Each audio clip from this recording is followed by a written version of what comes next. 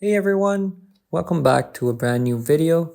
Now in this video, I'm gonna fix your problem with the new iPhone 16 if it's not turning on. It's super easy. All you really need to do with the power off, you're gonna first try to see if it charges and let it charge for a while even if it shows you no screen.